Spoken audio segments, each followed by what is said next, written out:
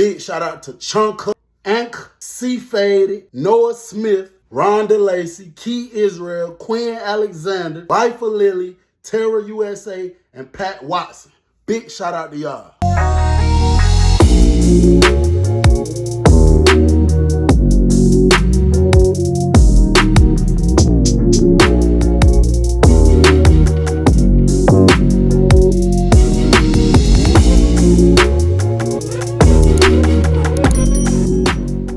What up, though? Slight different setup today because I'm rearranging some things.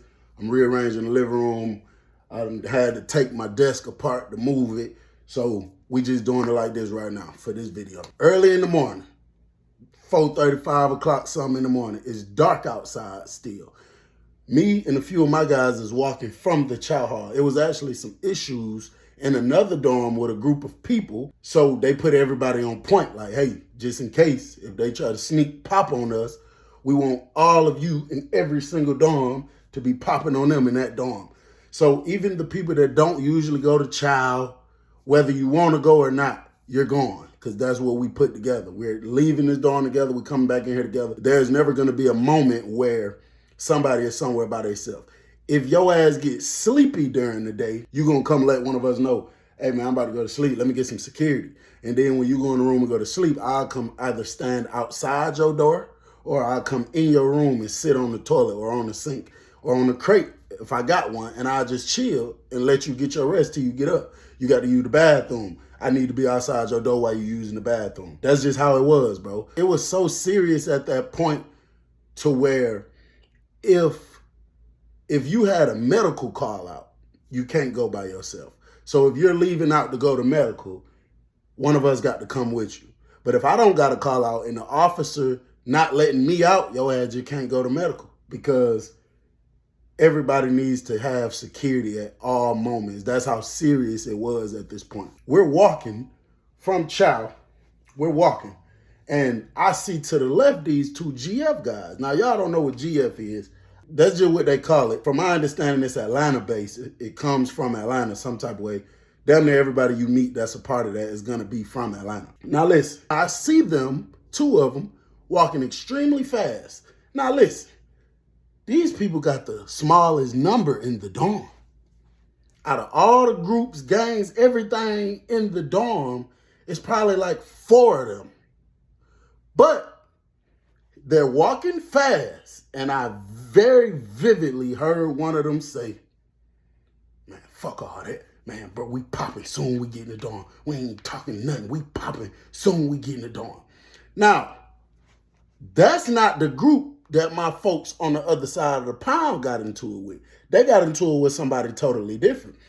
But what I know about these people, now listen, I don't give a damn who from Georgia come talking about a story or telling you this and this and this about the prison. This is something that I know for a fact, what I'm about to say now. When it comes to this group of guys that call themselves GFs, from my experience of things I've seen them do and heard them do, I feel like they got almost a terrorist type of attitude. And when I say that, I mean, we don't give a fuck what happened. I don't give a fuck if it's 2 of us and it's 1,002 of you. We're still coming. We're still gonna go dumb hard.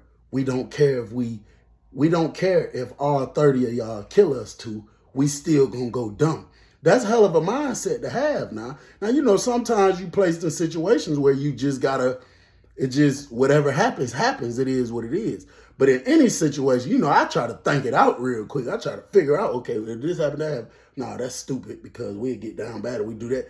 It seemed to me like they got a mindset where they don't think about none of that. They only think about going and just going crazy. Out of all of the groups in the prison, I think at some point of time, every single group had issues with this group at one point of time.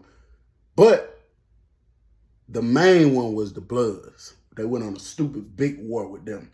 But the point I'm making by saying everybody done had issues with them is they be on that bullshit sometimes. And I promise you them folk gonna come, them folk gonna go retarded. So when I hear him say that, man, we popping soon we get in the dorm, ain't no talking, we finna pop. I'm like, hold on now. So I look over at him, they walking fast as hell in the dorm. So, I'm just a few people behind them. So I hit my folks. I'm like, you heard that? He like, yeah, but that ain't got nothing to do with us. I'm like, who they got something to do with? He said, man, they got something to do with them Bloods. They was just down there arguing with the Blood dude down there at the gate. I'm like, I don't know. You still got to watch their ass. We still need to be on point. And about that, we need to still be on point. And we need to go, you feel me, just in case it's just a security issue. So he like, all right, bet. So, man, we slide off in the dorm right behind them. I'm watching them. So soon they come in the dorm, the two GF dudes, they scream out something. Whatever it is, they scream out. And it's only about, 2, 3 more of them, maybe at the most, inside the dorm at the time. So they go to popping out their rooms and stuff. They shooting upstairs real fast. So all my guys went to chow. So we all come. Bro, who I just told, he done went to telling them. So we all migrate to my room. So it's like 17 of us probably. So I'm like, hey, listen, Buddy just said, so y'all be on point. Ain't nothing strange going on. We ain't got no issues with them, but we don't know what they got going on because we know they about crazy hell. So if it is an issue with us, you niggas just better go crazy. So, bro, the second I told him that, and I'm stepping out the room, the second I'm stepping out the room, the dude who said, we finna pop soon we get in the dorm, he's shooting down the steps. It's 4 of them. They all in line, it looks like, but he's the first one. Bro, it's people still coming in the dorm from chow. He's shooting down the steps. He got a coat on. It's not even cold.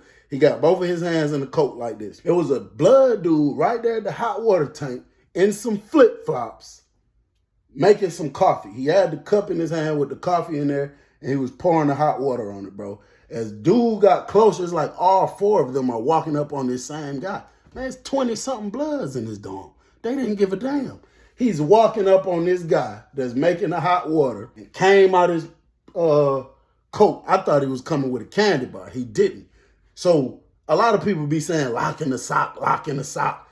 They don't really, from what I've seen, they don't really do that no more. If they're dealing with a lock, what they do is they take a belt. The end of that belt, where your buckle area is supposed to be, they put in the combination, open the lock, loop the lock around that buckle part, and then tie a knot in it. Either that, or the lock that's already locked, but it got that hole in it like that. They'll drop that in there and let it drop to the middle while holding both ends of the belt up, and then they'll tie a hard knot in it like that. So when he got up to him and he did like this, and then they wrapped their hand around it so it only got so much reach. He pulled his hand out his coat, bro. I thought it was a candy bar. It was a lock. I seen the tan, that was a belt. I seen the tan belt, and on the end of it, he had 2 locks. I seen the 2 locks dangling. Man, the dude not even nowhere near aware of his surroundings and what's going on. He ain't looked back, turned nothing. He's still just pouring the hot water. Man, the GF dude pulled out that goddamn lock, hit him across the face with it, bro. Instantly, he went screaming. He dropped the coffee, the hot water, everything. And he did like this and went to like stumbling over this way. And while he's stumbling over this way, he's screaming, like calling out his little blood code to let him know. In the process of him stumbling and screaming, one of the other GF dudes that's standing, that walked up with him, whips out the candy bar, hit the man on the side of the head, side of the face. The first one who swung the locks originally, he's still swinging the lock. So now these two trying to bid and move out each other way, but bro, they hitting them. Then the other 2 that was down there, they jumped in it. They started hitting the man in the back of the head, all in the back. So by this time, now it's full-fledged, people busting out the room, popping out the room. They seeing what's going on. They understanding what's going on. Man, all these guys come shooting down the steps. Boom, boom, boom. One dude even hopped over the rail. Bro, they got all the way to the end. So one of the Blood dudes, he didn't have a candy bar. He had a lock on the end of a belt too. Then one of the GF dudes, they sat there. They sat there just swinging it out, bro. I kind of hate to say this. I just talked to Charleston White this morning, bro. And we was talking about my stories and stuff. And he was telling me, like, you could tell the most inspirational story. This can be the story that'll make anybody change. But it's not stories that change people. It's events. But I was telling him, some people still listen and change. But he was telling me, like, some people just got to go through shit, bro, before they ever understand things. But, you know, I feel where he's coming from, but I'm still standing on. It's going to be some people who listen to me, and they're going to be like, fuck that. I'm not even going down that road. I'm getting my shit together. But I hate to say that, but I really, really hope and wish and pray, bro, that somebody is listening to me right now and is just visualize this stuff in your mind, bro, and just change your life, folks. Please, bro, don't be a statistic, G. They say 1 in every 3 black men is going to prison. Let's break that shit, bro. These bloods get down here. One of the dudes got the lock. They swinging it at each other. And it's like, bro, I'm hitting you with a fucking hard piece of metal this big, hit for hit. I hit you in the face, you hit me in the face. I hit you in the head, you hit me in the head. Now we both sitting here bleeding like a motherfucker, but we still swinging. Bro, this got to be some of the stupidest, dumbest shit in the world, bro. I hate the whole gang-banging shit it was ever created. It's so stupid, bro. Now, these guys is going against like 20, I swear to God. But they holding their weight, bro. They is holding their weight. It's not like they just ran and rushed in, because you got a lot of people that got the candy bar, and I get up close to swing, and then when I see you going so crazy and swinging, shit, I'm jumping back. I'm jumping back. I'm trying to get out the way. That is the reason why all 20 of them wasn't just down bad them. And then also another reason is it's only so many people that can jump on so many people without the so many hitting each other. So it's some people that understand that. And, you know, they just go whenever they get an opening, bro. I watched one of the blood dudes launch to hit one of the GF dudes in the head with the candy bar. But by the time his candy bar got down there, dude was in another angle because he was falling and hit his own brother in the arm. Bro, when these folks was going at it, it was so much blood in the dorm on the floor, bro. I'm sitting here watching it. It's one of the GF dudes down there, bro. I'm looking right at him from the top range. This man's head is bleeding. I'm talking about bleeding. He got blood in his beard. He got blood damn near covering his shirt, make you think he wearing a red t-shirt, and he's still down there swinging his fucking locks. Who want to live like that, G? Who want to go through that, folks? Now, it's a dude named Drew.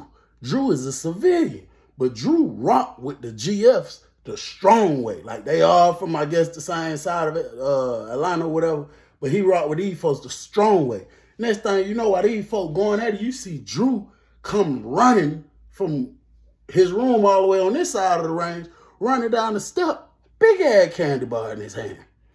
One of my guys named Pap say, "Oh, hell no, Drew, little bro, don't get involved in that. You know I love you, bro. I can't watch you go out bad. Little Drew, don't get involved in that, bro. Little Drew. And little Drew went to running up anyway. He's so dumb. He's screaming. So, you know, everybody go to turn and looking this way anyway. So all my folks are like, man, shut your dumb ass up. Don't fuck around and get us involved in that. They ain't got shit to do with us. So by the time the dude, little Drew, go to running up on one of the blood dudes, you know, they done turned to him. So now it's 3-4 of them. Takes off, go to chasing little Drew. Pap says, "Oh, hell no." The man, real life tears in his eyes. I know he had love for little Drew. Pap takes off running, knife out. So instantly, about 3 of my folks go to chasing Pap. Man, you got us fucked up. They go to chasing him, trying to snatch him up. So Pap doing all kind of cap shit, like, let me go. Like trying to turn to them, making it seem like I'm going to pop one of y'all if y'all don't let me go. But he was just capping because he wasn't going to do that. And if he would have done that, the floor would have definitely got swept and mopped with his ass. So they done snatched him up, pulled him back over here closer to a room, threw him in the room, locked him in there, locked the door. This man is literally in the room screaming, like real life screaming, crying. And it makes you really rock with Pap and understand, like, I really look at Lil Drew like my little homeboy, my little brother, whatever the case. Lil Drew, you know, I really got love for Lil Bro. And it just let me know that he's one of them guys, for real. He's not going to let you go out bad to the best of his ability.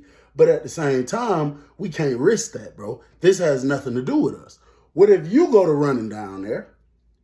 This is a Blood and GF beef. What if the GF see you? He instantly thinking you're helping one of the Bloods because you're not a part of him. So then he's in the process of hitting you. And then one of the Bloods see you. They instantly think you're down here to help one of the GFs because you're not a Blood. Then he instantly go to hitting you. And then now we got to come down there. Now we don't know who the hell we damn. Now we fighting every damn body. Your loyalty, no matter where it's at, where it lies, in a situation like that, you just can't get involved in that. But my guys that lives up here on the top range, most of them is migrating to each other's room. But for the ones who live downstairs, folks of them had already told them, don't even go down there nowhere, period.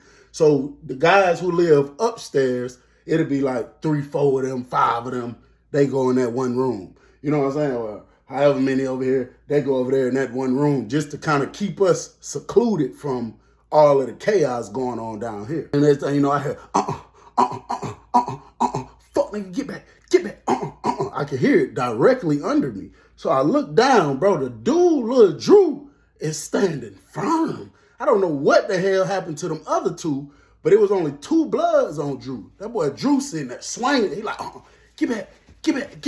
Drew is bleeding out the neck though. He like, get back, fuck nigga, get back.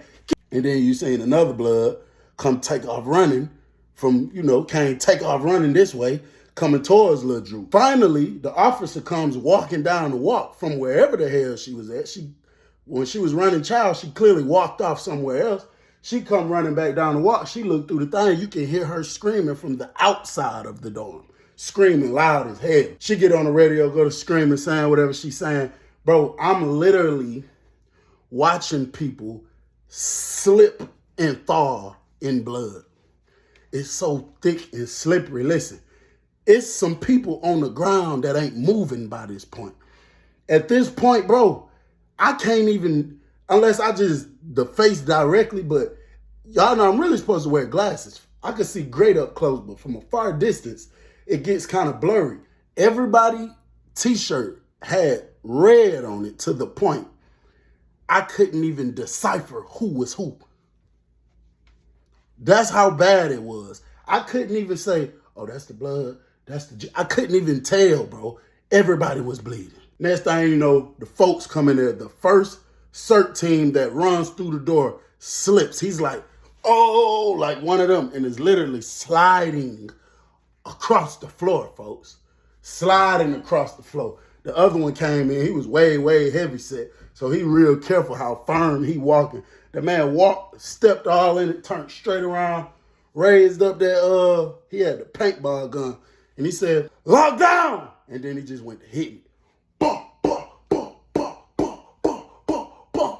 Man went to busting their ass. Everybody that got hit with it, went to falling out, bro. People getting hit in the face, hit on the side of the head with it. At this point, this when I officially stepped back in my room, and like 4 of my guys had to come in there with me, and we locked the door. Because we already know CERT was finna start shooting up there next, just to make sure don't none of them try to run down here. We already got a big enough mess here. The other 3 that was with the CERT team, the one that was slipping, then 2 that came in behind him, bro, it's like they rushed the group of people and just squeezing the pepper spray, bro. These folks coughing their damn self and still just squeezing it, bro. So now at this point, every single person either done fell on the floor or they running, choking, trying to catch their breath. The violence done stopped. Ain't nobody getting spanked no more. Ain't nobody getting hurt no more or nothing like that. They finally got everybody out the dorm. They let a few people out to come, clean up all that blood and stuff. Man, we was locked down for 2 months behind that.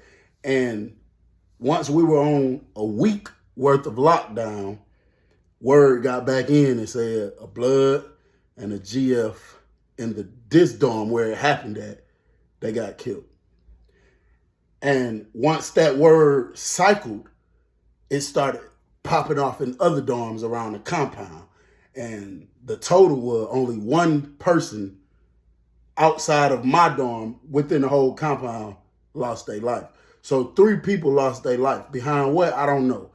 But, bro, when stuff happens like that, these people don't give a damn if you about to go home in a week.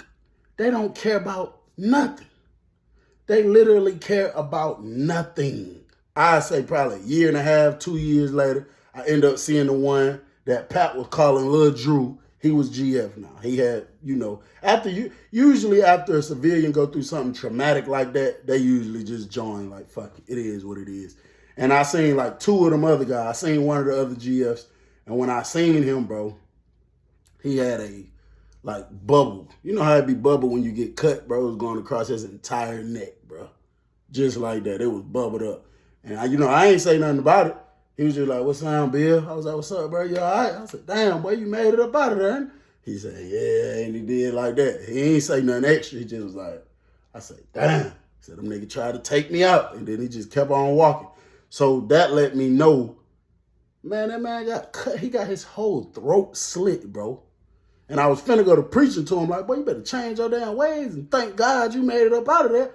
But I know niggas in jails. They ain't trying to hear that. So I just left it at that. But, man, I hope somebody get motivation from your boy, bro, and just want to do better and do the right things and change your life. It's your boy Bill. I'm gone.